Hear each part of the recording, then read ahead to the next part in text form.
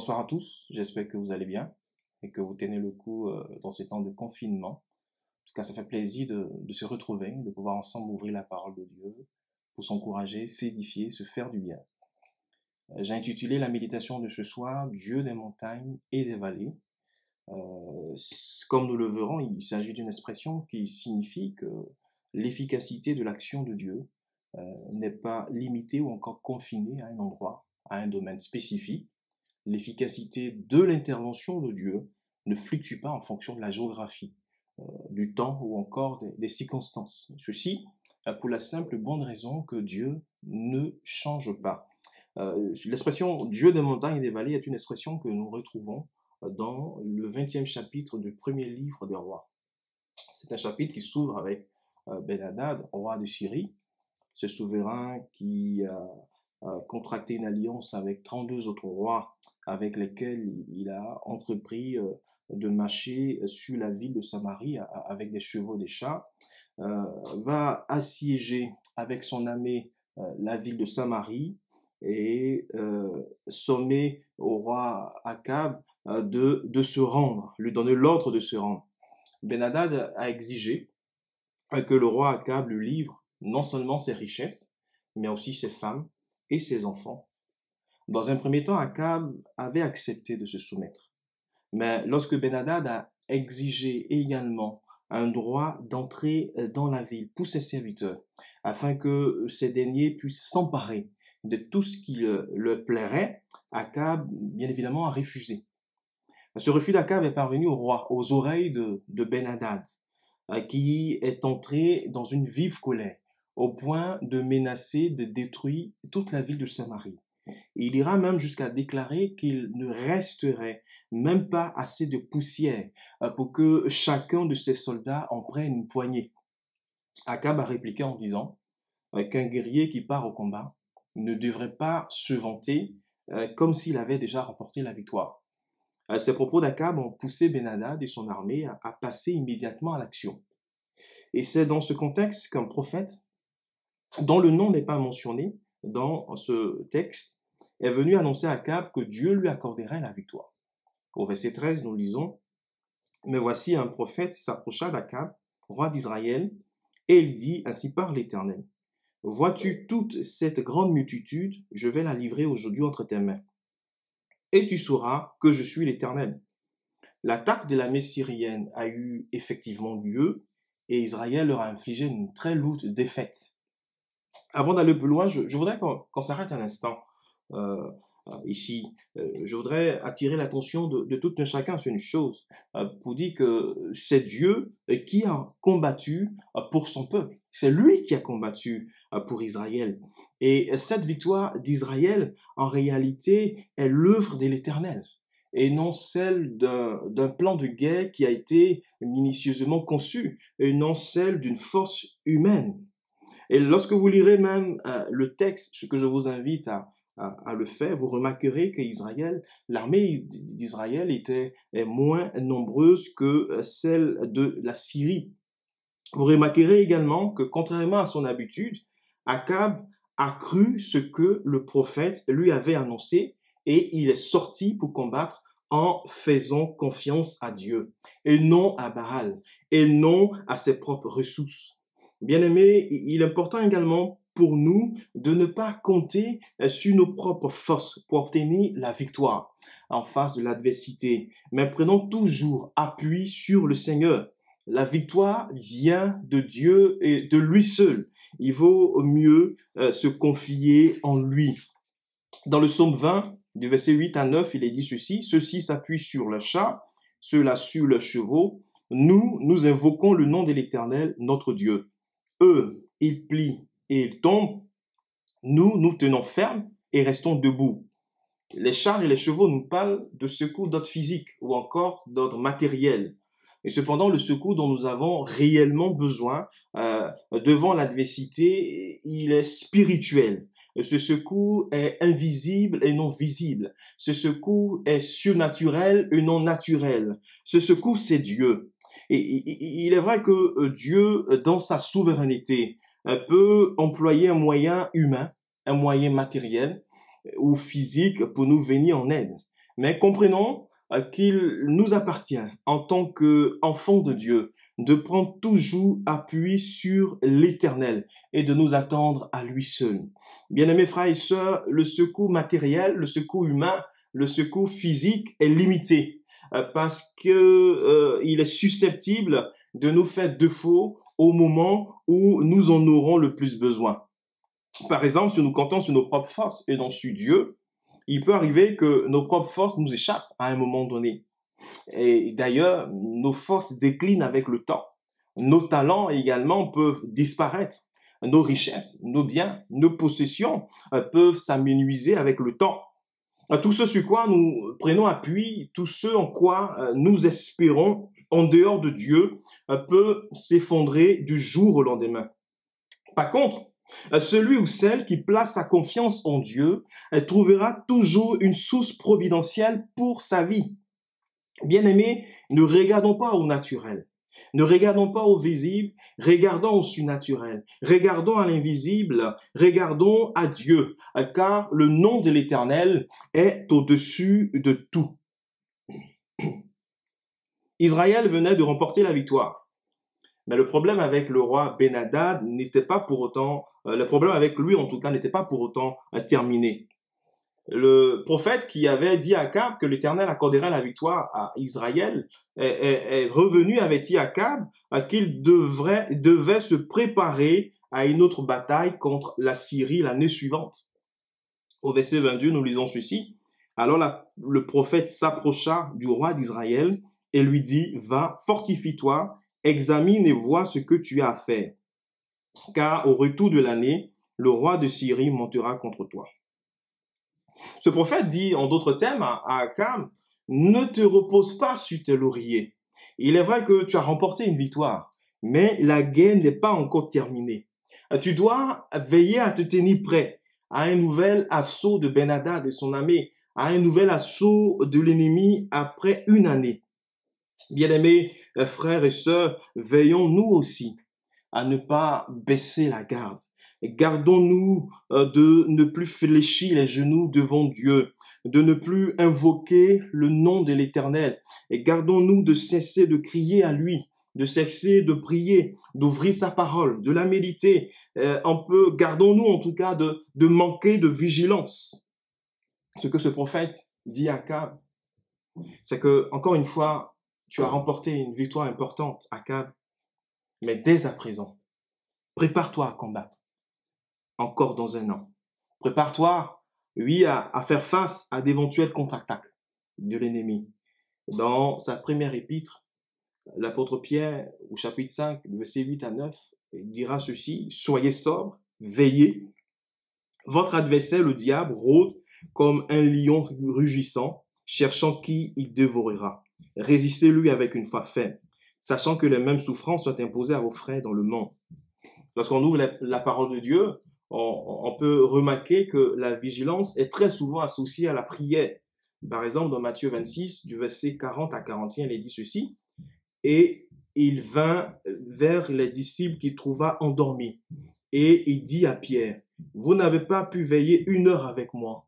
Veillez et priez afin que vous ne tombiez pas dans la tentation. L'esprit est bien disposé, mais la chair est faible. » Bien, mes frères et sœurs, prière et vigilance peuvent être perçues simplement comme étant deux facettes d'une même pièce de monnaie. Deux facettes qui sont donc indissociables. Et voilà, dans 1 Thessaloniciens 5, le verset 17, il est écrit ceci, « Priez sans cesse ». Après sa défaite, Ben-Hadad a réuni son conseil. Ben-Hadad a réuni ses généraux, ses officiers, afin de faire un peu le point de cette guerre qui les a opposés à Israël. Et il pensait avoir mis en place une stratégie militaire imparable. Il pensait avoir fait le nécessaire en vue de remporter cette guerre. Ils étaient d'ailleurs plus nombreux que l'armée d'Israël. Mais quelque chose n'a peut-être pas fonctionné correctement selon eux, d'où la nécessité de faire ce point, de faire ce bilan. Les conseillers militaires de Ben-Hadad ont attiré l'attention du roi sur le fait suivant. Ils ont remarqué, fait le constat, qu'Israël était un pays essentiellement montagneux. Or, cette première bataille avait eu lieu dans une région justement montagneuse. Et puisque Israël avait remporté la victoire dans un tel environnement géographique, les dieux devraient être un dieu de montagne. Autrement dit, selon eux, les montagnes, étaient probablement le domaine de prédilection du Dieu d'Israël. C'est même sur la montagne du Sinaï qu'il s'est manifesté à son peuple. Parce que vous lisez Exode 19, du verset 16 à 19. Si leur hypothèse est vraie, un tel Dieu, selon eux, encore une fois, serait totalement impuissant dans les vallées. Par conséquent, la prochaine fois, ils ont envisagé de combattre dans la plaine. Au verset 23, il est dit ceci: « Les serviteurs du roi de Syrie lui disent, leur Dieu est un Dieu de montagne. C'est pourquoi ils ont été plus forts que nous. Mais combattons-les dans les plaines. Et l'on verra si nous ne serons pas plus forts qu'eux. » L'année suivante, Ben-Hadad et son armée allèrent à nouveau combattre Israël. Un homme de Dieu, encore une fois, est venu annoncer à Akab que l'Éternel montrerait à Ben-Hadad qu'il était le Dieu non seulement des montagnes, mais aussi le Dieu des vallées. Au verset 28 du chapitre 20 de 1 roi, nous lisons: « L'homme de Dieu s'approcha et dit au roi, « Ainsi parle l'Éternel, parce que les Syriens ont dit, l'Éternel est un Dieu des montagnes et non un Dieu des vallées. Je livrerai toute cette multitude entre tes mains, et vous saurez que je suis l'Éternel. » Bien, mes frères et sœurs, comme ces Syriens, je crois qu'il peut aussi nous arriver de conclure à tort que l'Éternel est un Dieu des montagnes et qu'il se montrera impuissant quant à nous délivrer et si nous traversons une vallée. Nous pouvons, et comme je l'ai dit en introduction, confiner à tort Dieu à un endroit, à un lieu géographique, à une époque, à une période, à un domaine spécifique. Parfois, on va jusqu'à dire ceci: dans tel pays, dans telle nation, dans telle ville, sur tel continent, Dieu déploie sa toute-puissance. Mais dans notre pays, il semble ne pas avoir la même efficacité. Nous considérons ces pays comme étant de très grandes montagnes, où Dieu révèle sa gloire, où Dieu révèle sa grandeur, où des miracles, des prodiges, des signes ont lieu. Et nous considérons notre propre nation, et il nous semble en tout cas que Dieu, dans notre propre nation, n'a pas le même impact, n'a pas la même efficacité, ne déploie pas la même puissance. Nous considérons en tout cas ces pays-là comme de très grandes montagnes où Dieu se manifeste, où Dieu se glorifie. Et nous regardons à notre propre nation comme étant une vallée où l'action de Dieu nous paraît limitée, nous paraît insuffisante, où Dieu semble ne plus avoir la même efficacité. Bien-aimés, Dieu est-il limité par la géographie? Dieu est-il limité par la distance? On conclut souvent à tort qu'à telle période de l'histoire, à tel moment dans notre histoire, Dieu agissait de telle ou telle manière. Dieu agissait à main forte et à bras étendus. Nous admettons aisément qu'il est le Dieu d'Abraham, il est le Dieu d'Isaac, le Dieu de Jacob, qu'il est le Dieu des patriarches, qu'il est le Dieu des prophètes comme Élie, comme Élisée, comme Ésaïe, comme Jérémie et bien d'autres prophètes. Nous voyons tous ces personnages comme étant de très grandes montagnes et nous nous considérons comme étant des vallées. Et nous n'osons pas espérer que le Seigneur agira avec nous comme il a fait avec ses serviteurs du temps jadis. Bien-aimés, le Dieu des patriarches, le Dieu des prophètes n'a pas changé. Il est le même hier, aujourd'hui et éternellement. De génération en génération, il demeure Dieu. Parfois, on définit des sphères, parfois on définit des domaines, on définit des situations pour lesquelles on croit que la main de Dieu n'est pas limitée. En revanche, pour d'autres types de problèmes, pour d'autres types de réalités, pour d'autres types de contextes, on limite Dieu, on limite sa main. J'ignore ce que tu vis en ce moment. Peut-être que tu traverses une vallée. Tu es si désespéré que tu ne vois pas comment tu t'en sortiras.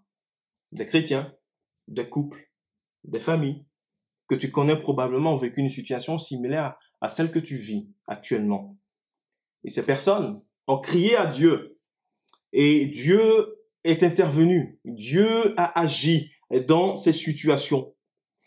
Par contre, tu cries, toi, depuis longtemps à Dieu et Dieu semble ne pas agir dans ta situation. Et tu vois ces personnes-là comme étant sur des montagnes, et comme étant des montagnes. Et toi, comme étant dans une vallée où tu as le sentiment que Dieu n'a plus la même efficacité. Je voudrais que tu saches que Dieu est Dieu, comme on l'a dit, non seulement dans les montagnes, mais aussi dans les vallées. Dieu n'est pas limité. La main de Dieu n'est pas limitée. L'action de Dieu n'est pas limitée. Il est aujourd'hui capable d'agir dans ta situation. Et c'est pourquoi je veux t'encourager simplement ce soir à t'attendre à Dieu et à lui faire entièrement confiance. Dans le psaume 84, du verset 6 à 8, il est dit ceci: Heureux ceux qui placent en toi leur appui et trouvent dans leur cœur des chemins tout tracés. Lorsqu'ils traversent la vallée de Baca, ils la transforment en un lieu plein de sources. Et la pluie la couvre aussi de bénédictions. Leur force augmente pendant la marche et ils se présentent devant Dieu à Sion. Baca signifie pleurs. Baca signifie douleur. Baca signifie souffrance. Lorsque ta force ne réside pas en toi-même, mais en Dieu. Lorsque tu places ta confiance dans ce Dieu dont la force est illimitée. Lorsque tu places ta confiance dans ce Dieu dont la force dure éternellement, tu peux être assuré que chaque expérience douloureuse, tu peux être assuré que chaque vallée de Baca, chaque vallée de larmes, chaque vallée de pleurs, de souffrance, de peine, de chagrin, deviendra pour toi, deviendra dans ta vie une vallée de bénédiction. Parce que ton appui est en l'Éternel et non en toi-même. Tu trouveras dans ton cœur, et comme il est dit dans ce texte, ce dernier verset que nous avons lu, des chemins tout tracés, des chemins qui mènent au triomphe, des chemins qui mènent à la victoire, des chemins qui mènent à la délivrance, des chemins qui mènent à la restauration, des chemins qui mènent au relèvement, des chemins qui mènent au rétablissement. Oui, parce que tu t'appuies sur Dieu et sur sa force toute puissante, non sur tes propres capacités. Il ne fera aucun doute que la traversée de la vallée de Baca sera couronnée de gloire, sera couronnée de succès et s'achèvera dans la joie de voir le roi dans sa beauté, de voir le roi dans sa splendeur, de voir le roi dans sa magnificence, de voir le roi dans sa gloire à Sion. Oui, parce que tu te confies en Dieu et non sur toi-même. Dans la vallée de Baca, ton âme sera abondamment au bénéfice de la pluie du matin. La pluie, vous savez, dans la parole de Dieu, est souvent le symbole du Saint-Esprit. Le Saint-Esprit est celui qui rafraîchit. Le Saint-Esprit est celui qui vivifie. Le Saint-Esprit est celui qui fournit des sources d'eau fraîche. C'est pourquoi, au lieu de t'affaiblir au fur et à mesure de la marche, tu deviendras bien au contraire plus fort. Ta force augmentera pendant la marche. Le psalmiste a dit dans le psaume 23, le verset 4, « Quand je marche dans la vallée de l'ombre de la mort, je ne crains aucun mal, car tu es avec moi. Ta houlette et ton bâton me rassurent. » Oui, le Seigneur est avec toi. Il n'est pas avec toi, en tout cas, parce qu'il n'a rien à faire. Il est avec toi parce qu'il t'aime. Il est avec toi pour prendre soin de toi. Il est avec toi pour te garder. Il est avec toi pour te protéger. Il est avec toi pour te bénir. Oui, le Tout-Puissant est avec toi. Il est le Dieu des montagnes et le Dieu des vallées. Et l'efficacité de son action ne varie pas, suivant les lieux, suivant les époques, suivant les circonstances. Aujourd'hui encore, il est le Dieu Tout-Puissant pour te sauver, pour te délivrer. C'est pourquoi ce soir, prends appui sur Dieu et attends-toi à lui. Nous allons incliner nos têtes, nous allons prier le Seigneur. Notre Dieu, notre Père, nous voulons te bénir. Et nous voulons, notre Dieu, te dire merci. Parce que nous savons que, effectivement, tu ne changes pas. Et tu es le Dieu des montagnes, le Dieu des vallées. Tu es le Dieu dont l'action n'est pas limitée par la géographie, dont l'efficacité de l'action n'est pas limitée par le temps, par la distance, par des circonstances, par des domaines particuliers. Seigneur, nous savons que à toi, rien n'est impossible, que de génération en génération, tu demeures le même. Ce Dieu capable de nous délivrer, ce Dieu capable de nous secourir, ce Dieu capable de nous fortifier, de nous renouveler.